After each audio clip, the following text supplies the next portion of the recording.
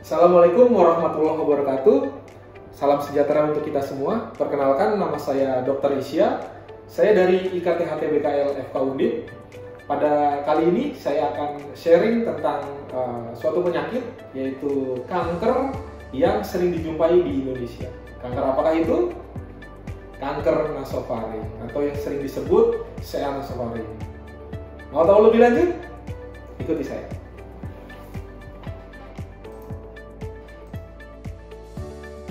Kanker nasofaring adalah keganasan yang berasal dari epitel nasofaring, yaitu bagian tenggorok yang berada di belakang hidung dan di belakang langit-langit mulut. Menurut data WHO tahun 2022, terdapat lebih dari 130.000 kasus baru dari kanker nasofaring setiap tahunnya, dan lebih dari 75% kasus baru terjadi di daerah Asia Tenggara. Penyebab pasti dari keganasan nasofaring memang multifaktorial. Namun beberapa faktor yang memicu, salah satunya adalah adanya infeksi Epstein-Barr virus. Kemudian yang kedua adalah faktor genetik atau keturunan. Orang pasien atau penderita yang memiliki orang tua dengan riwayat keganasan, maka akan memiliki risiko lebih tinggi daripada orang yang tidak memiliki orang tua dengan riwayat keganasan. Kemudian yang ketiga adalah faktor kebiasaan, di mana faktor kebiasaan ini seperti mengkonsumsi makanan-makanan yang mengandung karsinogenik seperti ikan asin, di mana kandungannya ada nitrosamin, ya, salah satu bahan yang cukup berperan penting dari kejadian CA nasofaring. Kemudian makanan yang dibakar, makanan seperti sate gitu ya, ikan bakar. Kemudian ada makanan-makanan yang berpengaruh lainnya. Kemudian ada faktor lingkungan seperti asap rokok, asap dapur, kemudian juga lingkungan udara yang tercemar. Kemudian yang terakhir adalah faktor imunitas tubuh, di mana imunitas juga mempengaruhi dan berperan penting terjadinya keganasan pada tubuh manusia.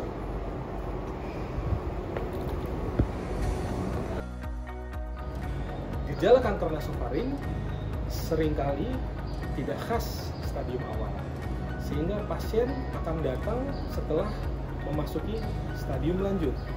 Adapun gejala yang perlu kita waspadai yaitu pertama, gejala pada hidung.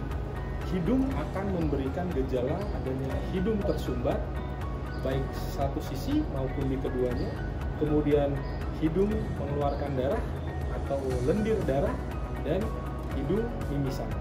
Kemudian gejala pada mata, seringkali pada pasien akan mengalami keluhan pandangan double atau diplopia. Kemudian juga dia akan merasakan sakit kepala dan juga ada gangguan pada pergerakan bola matanya. Kemudian yang ketiga adalah gejala pada telinga.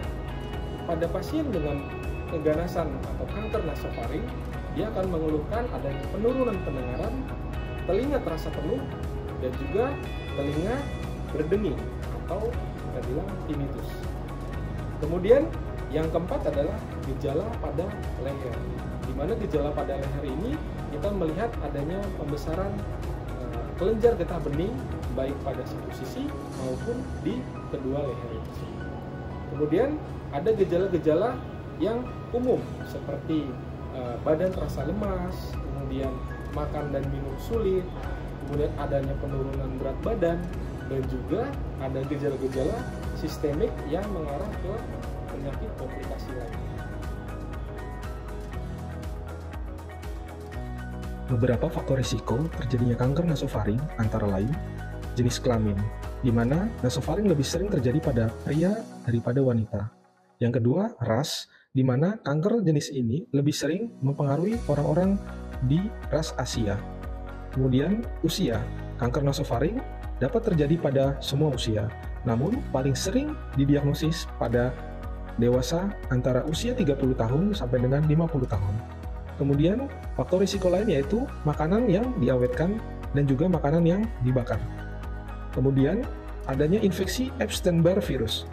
Kemudian sejarah keluarga, memiliki anggota keluarga dengan kanker nasofaring akan meningkatkan risiko terjadinya kanker nasofaring.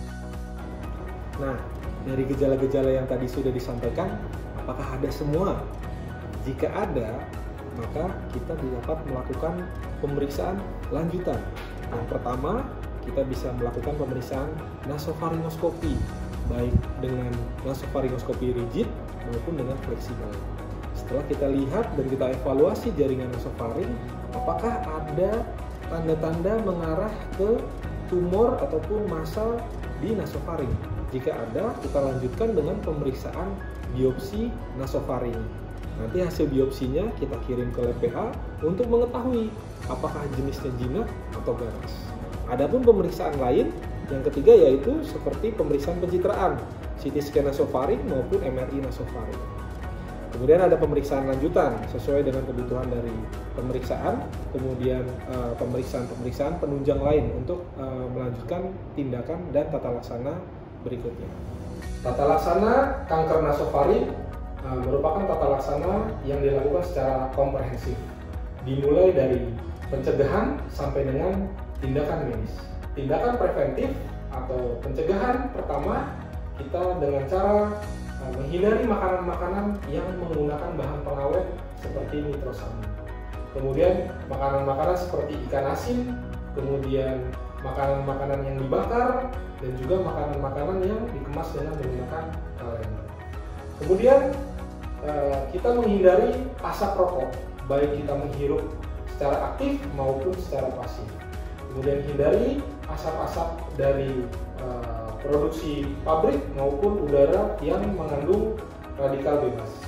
Selanjutnya, kita juga harus menjaga pola hidup dengan baik dan benar dengan cara mengkonsumsi makanan yang bergizi, buah dan sayuran yang cukup, serta ditambah dengan olahraga yang rutin. Tata laksana medis dengan keganasan atau kanker nasofaring dapat dilakukan dengan kemoradiasi, kemoterapi, dan juga pembedahan sesuai dengan kondisi pasien. Demikian edukasi singkat yang dapat saya berikan. Semoga bermanfaat. Tetap jaga kesehatan. Saya Dr. Isya. Terima kasih.